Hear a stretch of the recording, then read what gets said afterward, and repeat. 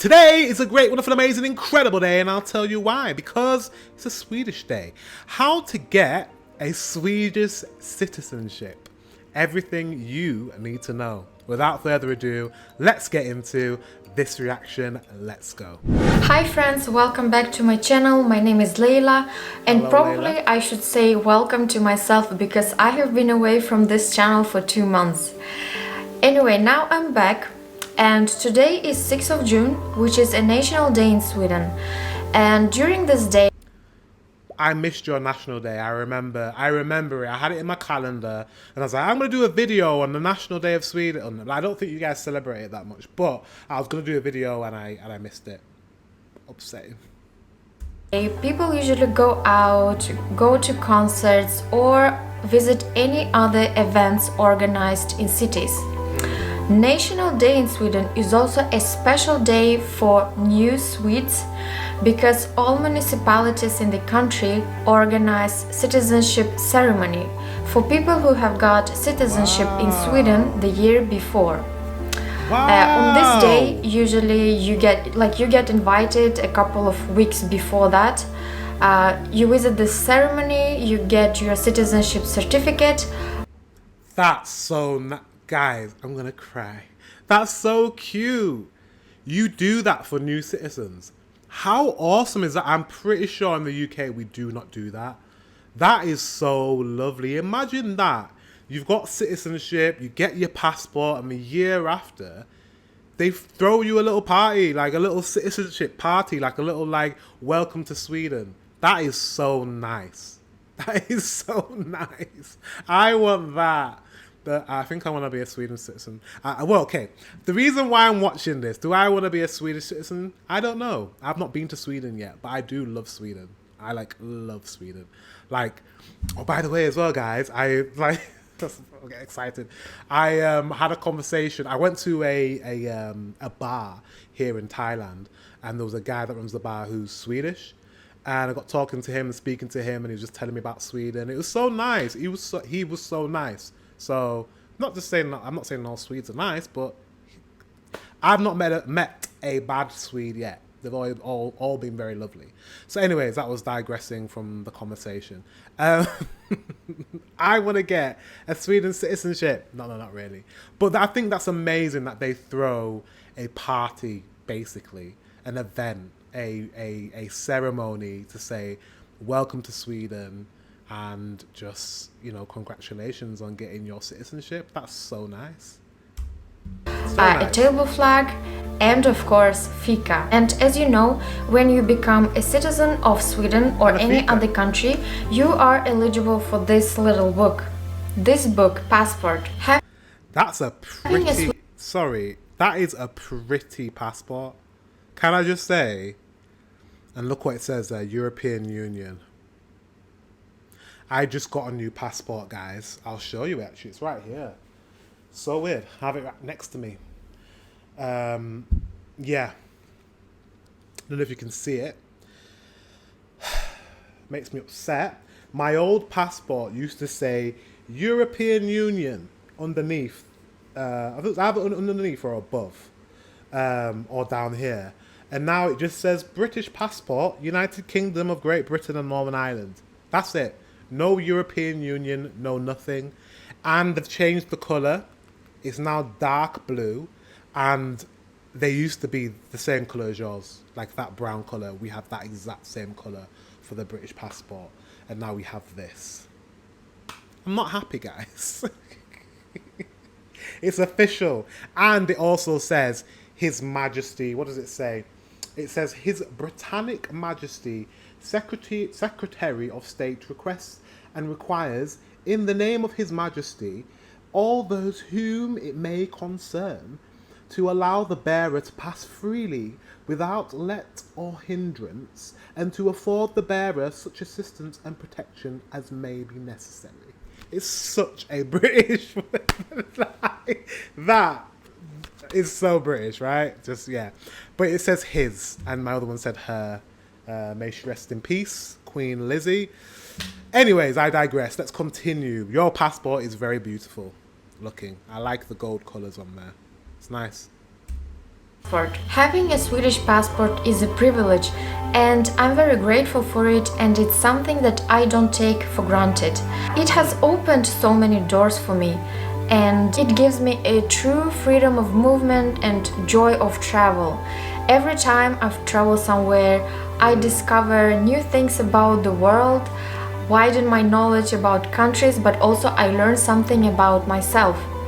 And this is just one of the advantages of having Swedish passport. So today I'm going to talk about different ways and requirements that you need to fulfill in order to get Swedish citizenship and in the end this passport. The information I'd like to know, because maybe in the future, you never know. But like one thing that makes your passport a bit stronger than ours, a major thing that I just spoke about, was the fact that you're in the European Union. You have freedom of movement, and I cannot stress this enough, guys. If you're a Swede, which you are probably, and you have never traveled and tried to work in another country in Europe, do it.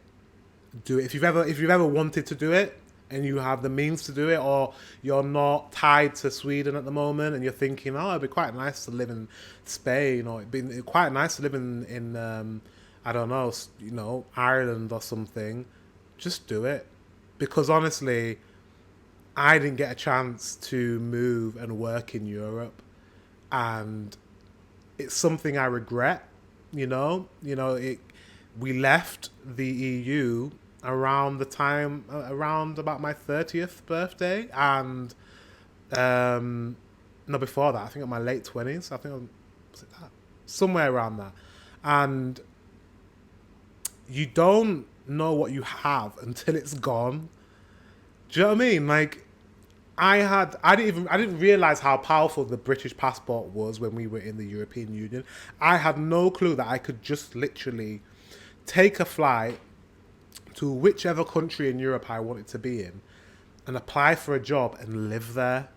That's so powerful. And it wasn't until they took that privilege away that I realized, oh crap, like, oh shit, like they've taken my freedom away.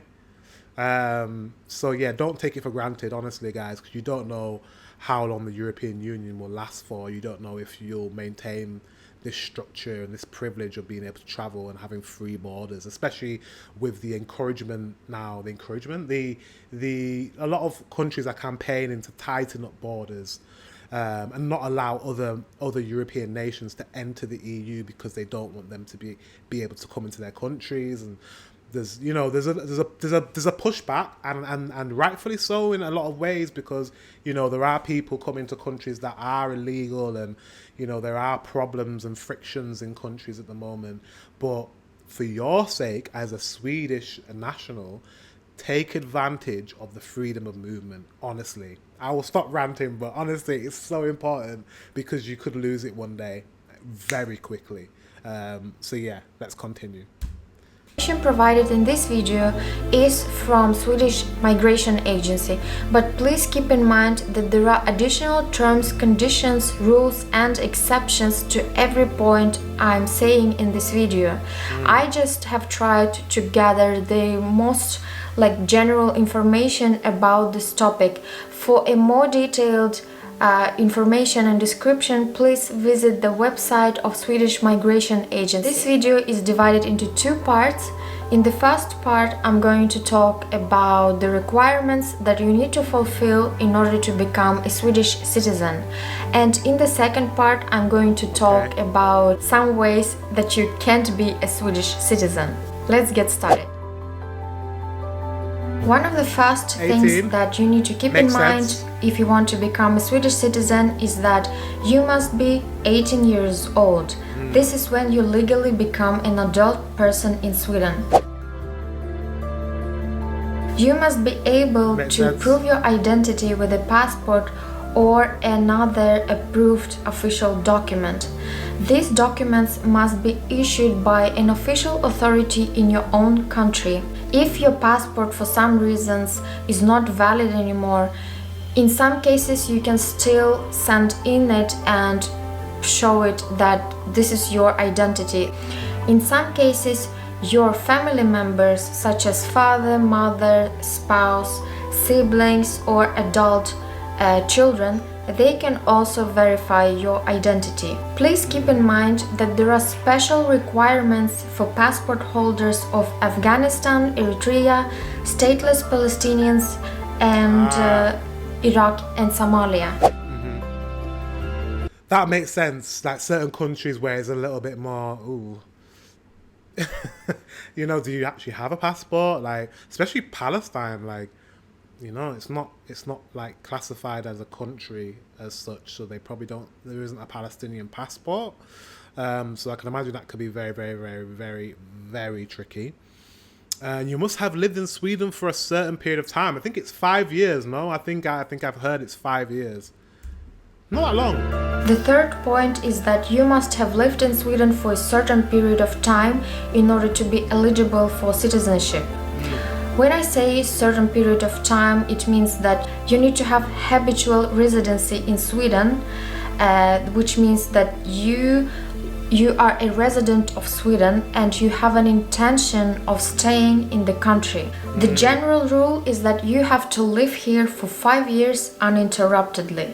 Of course, you can go out you can travel abroad for your holidays, but just like in general, the general terms is that you live here for 5 years uninterruptedly.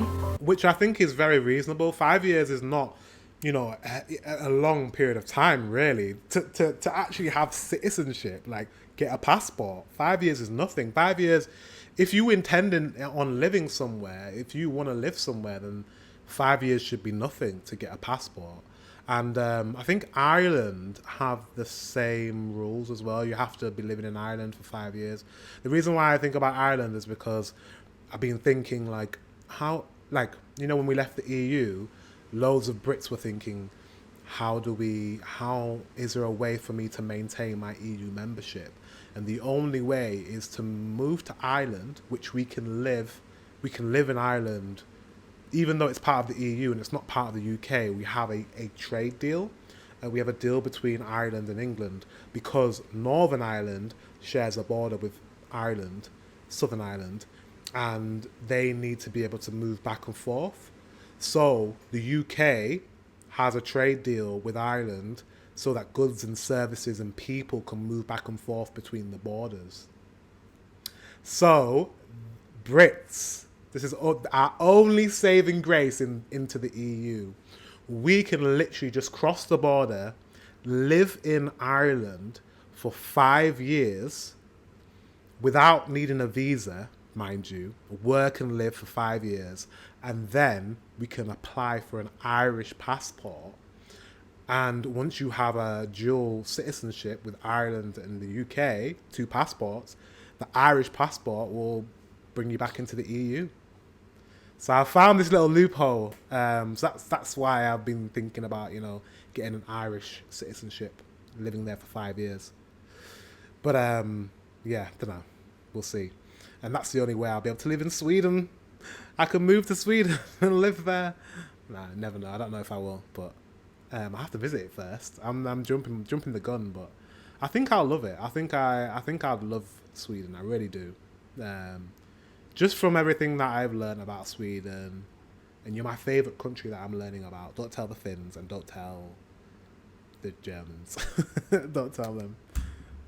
Keep in mind that the reason for your settlement and the type of residence permit you have plays a big role. For example, if you are married to a Swedish citizen or if you are a sambo with him or her, that is, you have a cohabitance, that may give you citizenship after 3 years. Oh, right. But it's a very important thing to... Who wants to get married? Oops, I've just dropped my headphones. Oops. Kick them over there. Yeah, who wants to... I'm joking, I'm already married. But if I wasn't, I would be looking for a Swedish partner so that I can get Swedish citizenship in 3 years. I'm only joking. To know that just being married legally is not enough. You need to prove to the Swedish migration agency that you really live together, that you have life together, and that you are not only married on papers. Another thing that you need to think about when you apply for Swedish citizenship and... I was like, orderly life. It's just the way she's written. Well, basically, don't get into trouble in Sweden and you'll be fine. The fourth point is that you have to have an orderly life in Sweden.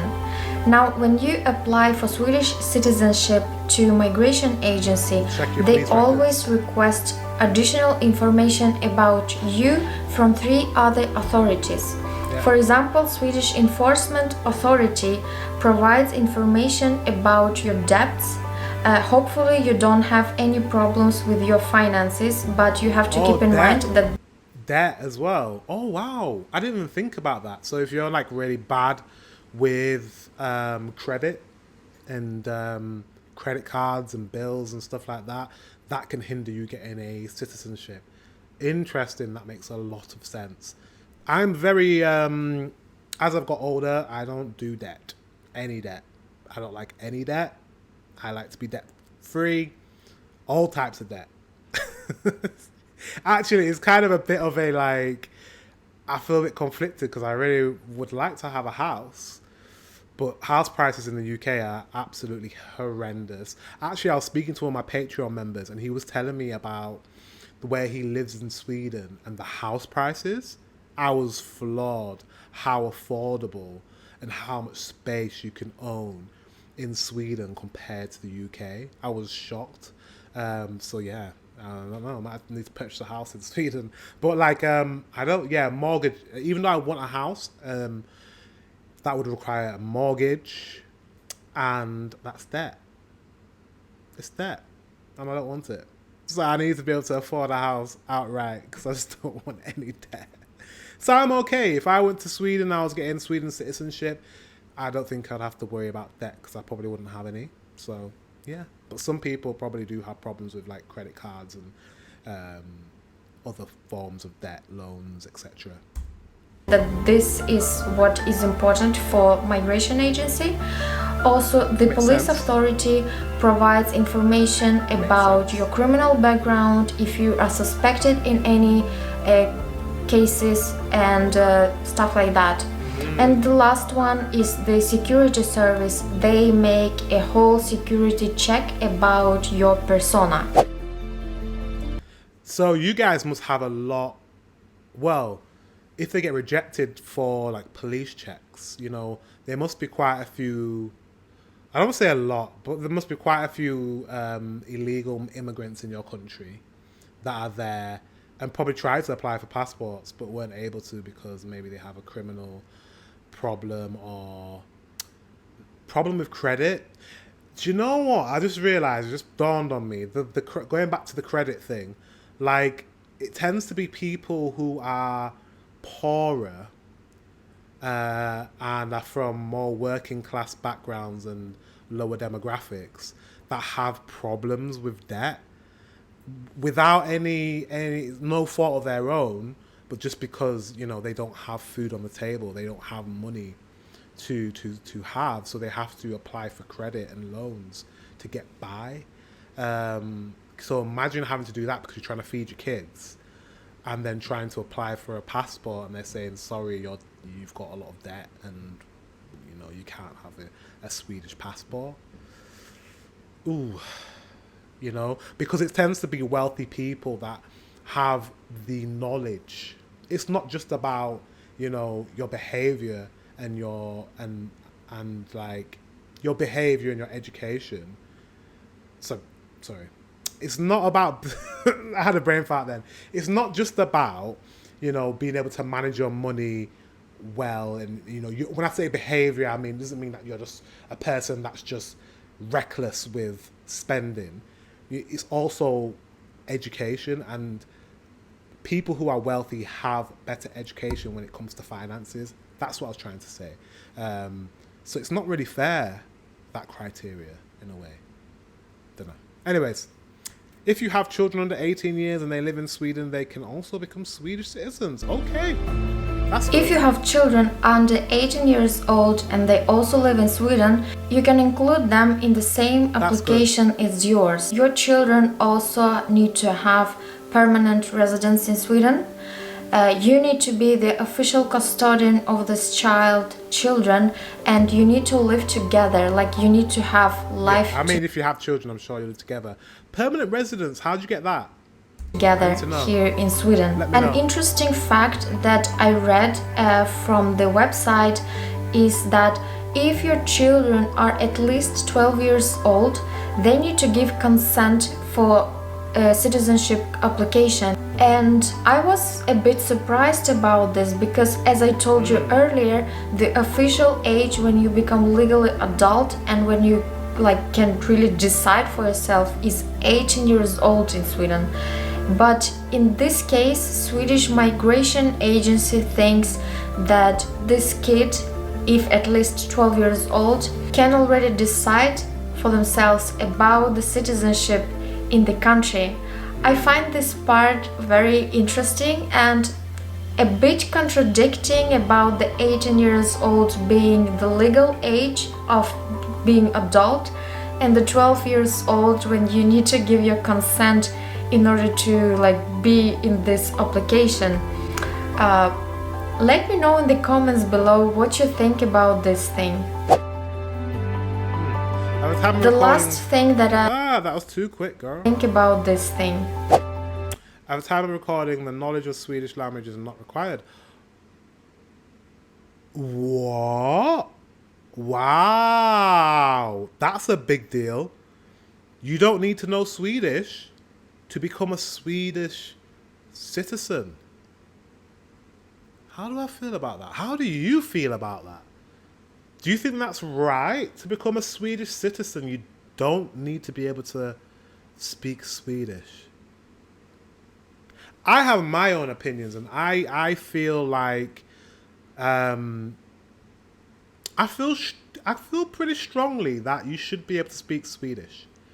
That would benefit me, because I don't know how to speak Swedish. But I feel like if you truly want to live and become a citizen of a country and really assimilate into that country's culture and the way Swedes are, you need to learn Swedish. You have to learn Swedish. To really be part of society, you have to learn Swedish, no? I just don't see... Yeah, I don't know if that's right. Let me know what you think in the comment section, but I don't think that's right. Because I think to myself, if someone moves to England, I think it's probably the same in England as well, that you don't need to know English to become an English. I have to check that out, but I need to check that out right now. I'm sorry. This video is just so all over the place, but I have to. Okay, Google. Do you need to know English to become a British citizen? Should we see what it says? Okay. So, it says you might need to prove your knowledge of the English language if you're 18 or over and applying for citizenship to settle in the UK. Okay. You can prove it by having either an English qualification, B1, B2, C1 or C2 level. I don't know what those qualifications are, but they're probably basic levels of English. But this is saying that you don't need to have one at all. I don't think that's right. Let me hear what she has to say. For Sweden. The last thing that I'm gonna mention is it's not a requirement, at least not yet, but it's something that is discussed at Riksdagen from time to time. In order to get your Swedish citizenship, you don't need to know Swedish language, or you don't need to do any tests about the history of Sweden and anything related to this. But it's something that can come in the future, so it's also important thing that you need to think about if you want to apply for Swedish citizenship in the near future. So now, I don't know if Swedish history needs to be part of it. I mean, they can do, but I don't think. Yeah, I don't think Swedish history. That's a bit weird. Why do you need Swedish history? Learn Swedish history to live in Sweden. Me, I know a lot of Swedish history now because I've learned about it on this channel, and I am genuinely interested. Actually, yeah. To be honest, maybe it is important. If you truly want to be a Swedish citizen, you need to prove that you want to be and you're interested in the country. Yeah, I really do think you need to implement something. It doesn't have to be anything crazy. I don't think it's fair if it's really hard. If it's something that a Swedish citizen wouldn't be able to do. Because I know there's probably Swedish citizens that wouldn't be able to pass the test.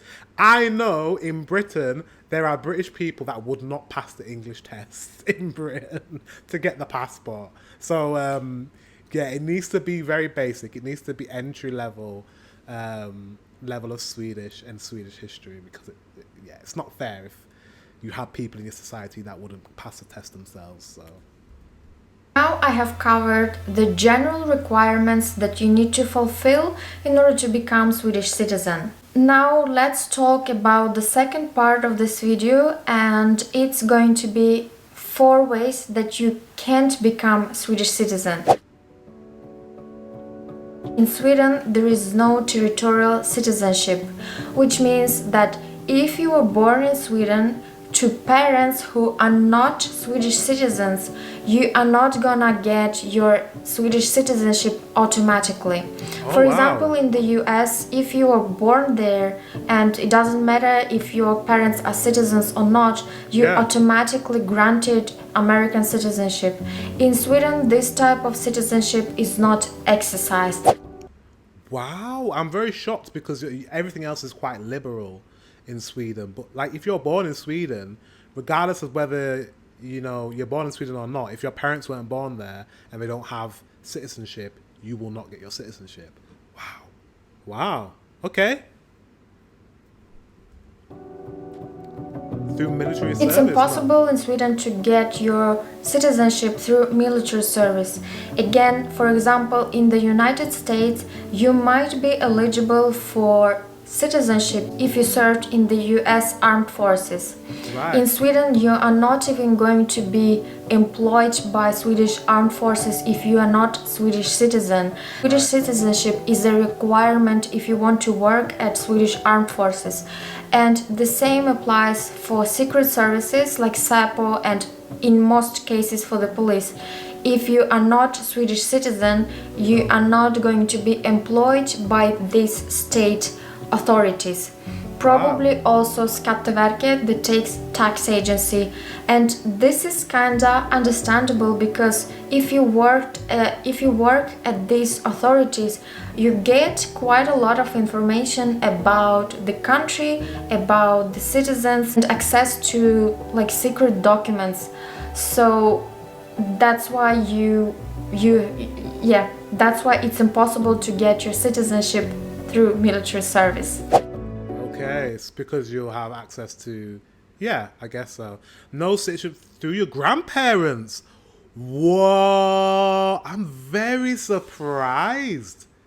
Sweden, I'm very, very, very, very surprised, especially with, your TV show, Alt Försvarare. By the way, I react to Alt Försvarare, the TV show, on my Patreon. The link is in the description.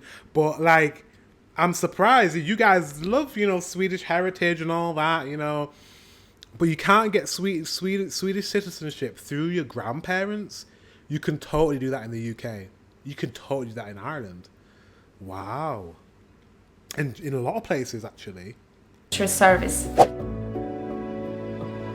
In Sweden, there is you can inherit your citizenship, but it goes only from parents to children. It doesn't go from grandparents to children, to grandkids. For example, in a country like Estonia, if your grandparents were citizens of Estonia for some time and then they left the country because of several reasons, if you provide documents and you prove that your grandparents were citizens of Estonia at some point of the time, you might be eligible for citizenship. But unfortunately, in Sweden, it's impossible. Wow. Like, I can get citizenship for Jamaica because my grandparents are from Jamaica, and it's really easy for me to get it. I wish they were from a better country. No, Jamaica's amazing, but I mean, the passport, it's okay for Caribbean islands. Like I could live and work in other Caribbean islands, and certain Caribbean islands tax is really good, zero tax, like Cayman Islands and stuff like that, which is great. Doing business over there will be really good, but like it doesn't get me access to anywhere like significant, like the European Union or America or anything like that. Like I don't know. I wish my grandparents were born like somewhere like in Europe or something. A number of countries around the world provide citizenship to you if you make an extensive financial contribution to the country.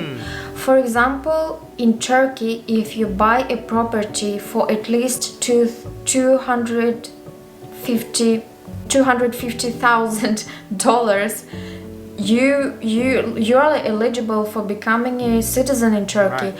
But in Sweden, this thing doesn't exist. I agree. You shouldn't be able to purchase your way or buy your way into becoming a citizen. I don't think that's right. So you have to go through this normal path and live here for 5 years and fulfill all these requirements that I talked about earlier. Thank you for your attention and thank you for watching this video. That was really, really good. Now I know how to become a Swedish citizen and what I need to do and what I don't have to do. I'm really happy that I don't have to do Swedish tests, because I'm not very good at tests or know the Swedish language. But I would be, apart from living in Sweden for 5 years, I think I would do pretty well with a test because I've been learning about Sweden, and I think I'd do pretty well with the language. If I had to learn the Swedish language, I think it'd be a lot easier for me because I've listened to it so much. The tone of it, the sound of it, it sounds right to me. Like it doesn't sound, sometimes you listen to a foreign language and it doesn't sound right and you're just like, oh, this is so jarring and I can't watch this show with subtitles because the actual language is not nice to listen to. I like the sound of the Swedish language. I find it very easy to listen to it now and read subtitles. So I think that's an advantage when it comes to learning the language. So I think I'd be fine if that was part of the Swedish citizenship test, but it's not. So that's okay. But yeah, never know. In the future, guys, I may get a Swedish passport. But we'll see. Guys, thank you very much for watching. Until the next one, I will see you very soon.